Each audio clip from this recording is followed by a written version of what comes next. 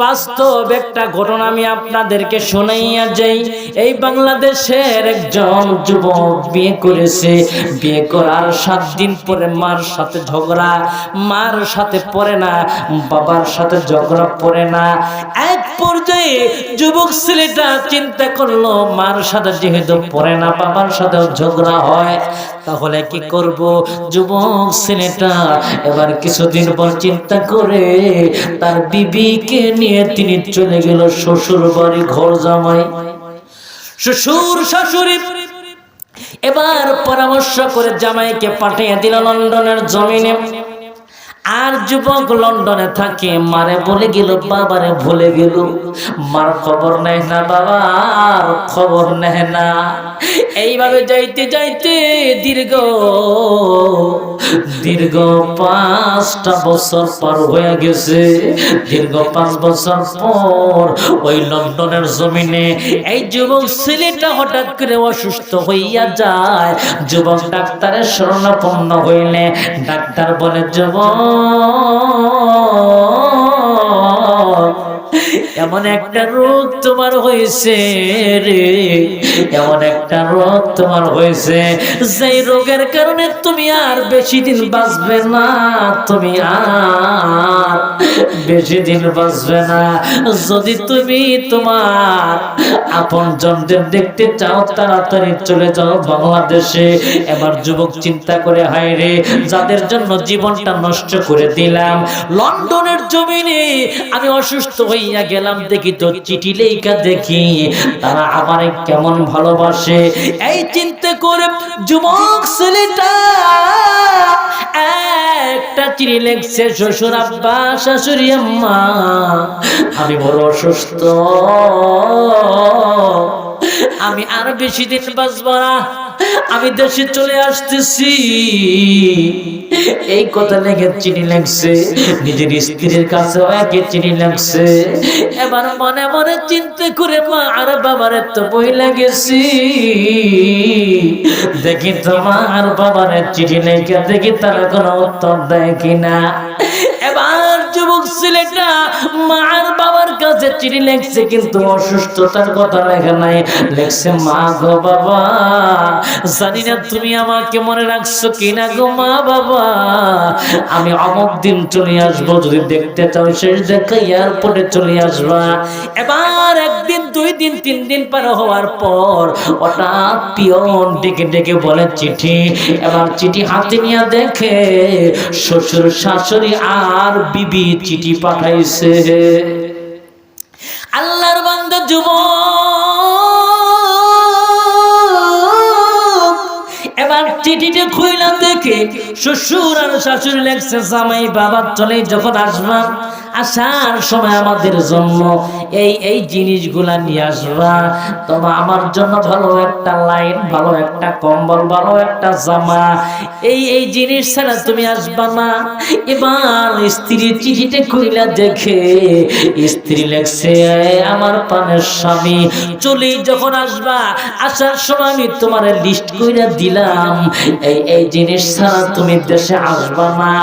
যুবক ছেলেটা 2টা চোখের পানি ছেড়ে দিয়া কান্দে আর বলে, আল্লাহ, যে শ্বশুর শাশুড়ি আর স্ত্রীর জন্য জীবনটা শেষ করে দিলাম, এখন তারা শুধু জিনিস চায়, আমি কেমন আছি একবারের জন্য জানতে চাইল না।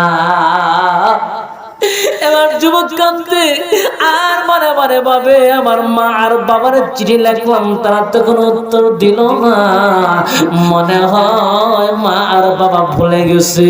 এবার 1 দিন 2 দিন 3 দিন পার হওয়ার পর হঠাৎ কইরা পিয়ন ডেকে বলে চিঠি। এবার চিঠি হাতে নিয়ে দেখে মা আর বাবা চিঠি পাঠাইছে। যুবক ছেলেটা এক হাতে চিঠি নিছে, আরেক হাতে কেরোসিন তেল হাতে নিয়ে মনে মনে চিন্তা করে, এই চিঠির ভিতরেও যদি চাওয়া থাকে, আমি আমার এই জীবনটা লন্ডনের জমিনে শেষ কইরা দিব, আর আমি বাংলাদেশে কাউরে দেখাবো না। এই কথা চিন্তা করে এবার যুবক ছেলেটা চিঠিটা যখন খুলছে, চিঠি খোলা দেখে রে, চিঠির প্রথম লাইনে লেখছে, মা আর বাবা দুইজনের মিলে লেখছে, এ প্রাণের সন্তান,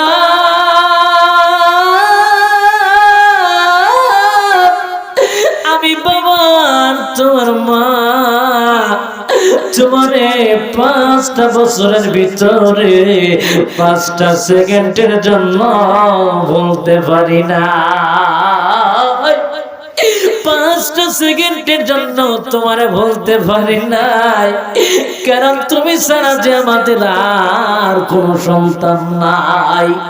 এবার দ্বিতীয় লাইনে দেখে লেখছে, এ প্রাণের সন্তান, কেমন আছো জানি না, আমি মা গত 3 দিন আগে স্বপ্ন যোগে দেখছি রে, আমি স্বপ্ন যোগে দেখছি তুমি আমার কলিজার টুকরা বিদেশের জমিনে বড় অসুস্থ হয়ে গেছ। এই স্বপ্ন দেখার পর আমি মা আর তোমার বাবা দুইজনে মিলে তোমার জন্য রোজা মান্নাত করেছি। মা ডাক দিয়ে বলে, তৃতীয় লাইনে লাগছে, অপ্রাণের সন্তান, আমাদের বাড়িতে একটা খাসি ছাগল ছিল রে বাজার, ওই খাসি ছাগলটা তোমার নেখাতের জন্য আমি মা আর বাবা তোমার নেখাতের জন্য সদকা করে দিছে। এবার চতুর্থ লাইনে দেখে মা আর বাবা লিখছে, প্রাণের সন্তান রে, যখন তুমি বিদেশ থেকে চলে আসবা, গরিব দুঃখীদেরকে দান করবা, যাতে করে আমার আল্লাহ তোমাকে সহি সালামতে বাংলাদেশে পৌঁছাইয়া দেয়। এইবার যুবক চোখের পানি ছেইরা কান্দে, আর একটা চিৎকার মারছে, মাগো ও আমার বাবা, আমি বুঝতে পারি নাই। যুবক কান্দে আর বলে, আল্লাহ, সেই মা আমি অসুস্থ স্বপ্ন যুগে দেখে, আমি অসুস্থ স্বপ্ন যুগে দেখে আমার জন্য রোজা মান্নাত করে, আমার জন্য দান সদকা করে, আমার জন্য খাসি ছাগল সদকা করে, আমাকে দান সদকা করতে পারে। আমি যদি কারোর জন্য কোনো জিনিস না নেই, আমি আমার মা বাবার জন্য জিনিস নিতে ভুলবো না।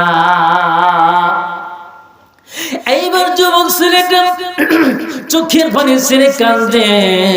এবার পরের মঙ্গলবার যুবক ছেলেটা যখন চলে আসছে এয়ারপোর্টে, আইসা থেকে শ্বশুর শাশুড়ি আর স্ত্রীর দাঁড়িয়ে আছে। এবার যখন এয়ারপোর্টে শ্বশুর শাশুড়ি স্ত্রীর সাথে দেখা, তারা এক বাক্যে ডেকে বলে, আমাদের স্বামী, আমাদের জামাই, আমাদের জিনিস কি ঠিক মতো আনছো?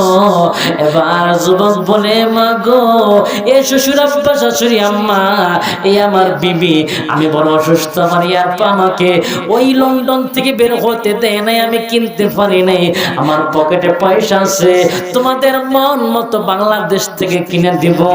ওই শ্বশুর শাশুড়ি আর বউ এক বাক্যে ডেকে বলে, আগে যদি জানতাম তোমার মতো ছেলের কাছে বিয়ে বসতাম না, থাকো তোমার মতো, তুমি চলে গেলাম আমরা। এই বলে তারা তার যুবক ছেলে রেখে এয়ারপোর্ট থেকে চলে যায়। যুবক দুইটা চোখের পানি ছেড়ে দিয়া কাঁদে আর বলে, হায় রে, আমার মা বাবা মনে হয় এই জায়গায় আসতে পারে নাই, আমার মা বাবা মনে হয় এয়ারপোর্টে আসতে পারে নাই। এবার যুবক তাকায়া দেখে রে, একটু দূরে মা আর বাবা আসমানের দিকে তাকাইয়া দুইটা হাত বানাইয়া আল্লাহকে ডেকে ডেকে বলতেছি, আল্লাহ গো, আমার সন্তানকে তুমি সহি সালামতে বাংলাদেশে পাঠাইয়া দাও। যুবক একটা দূর দিয়া মারে একটা ডাক দিছে, মা গো,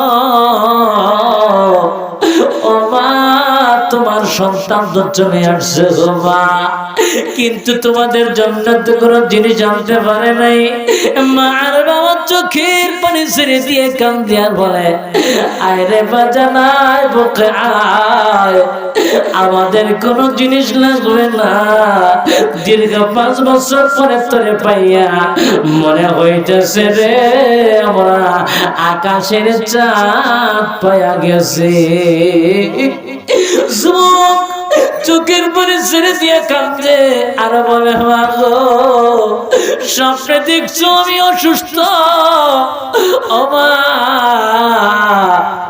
মা ডাক দিয়ে বলে, বাজারে রে, তোরে কেমন জানি অসুস্থ অসুস্থ মনে হয়, আসলে কি তুই অসুস্থ? এবার যুবক বলে, মা গো, আমি অসুস্থ তুমি কেমনে বুঝো গো মা, তুমি কেমনে জানতে পারো? এবার মা চোখের পানি ছেড়ে দিয়া বলে, বাবা রে, আমি তোরে দীর্ঘ 10 মাস 10 দিন পেটি পূজা বইছি, দীর্ঘ 1 বালতি রক্ত জড়ে তোরে দুনিয়াতে আনছি আমি। মা তোরে দীর্ঘ 2টা বছর বুকের দুধ পান করাইছি, 20টা বছর বিনা স্বার্থে তোরে আমি লালন পালন করছি রে বাজান। তুই যখন অসুস্থ হইয়া যাস আমি মা বুঝতে পারি। জোরে কর আল্লাহু আকবার। যুবক চোখের পানি ছেড়ে দিয়া কান্দে আর ডাক দিয়া বলে, মা গো, ও মা, সত্যি আমি বড় অসুস্থ গো মা, ডাক্তার বলেছে আমি বেশি দিন আর বাঁচবো না।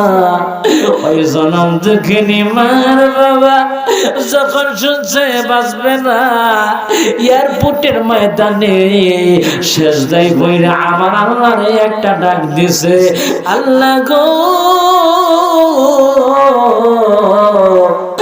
আল্লাহ, তুমি আমার সন্তানের নেক হায়াত বানায়া দাও, আমি মায়ের হায়াত তুমি কমায়া দাও।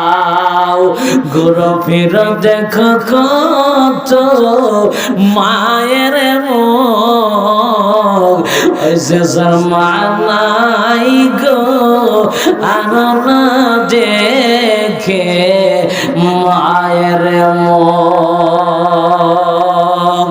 মা ডাকছে কত মধুর তা তো তোমরা জানো না,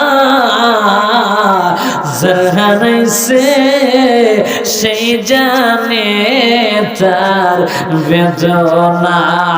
লা ইলাহা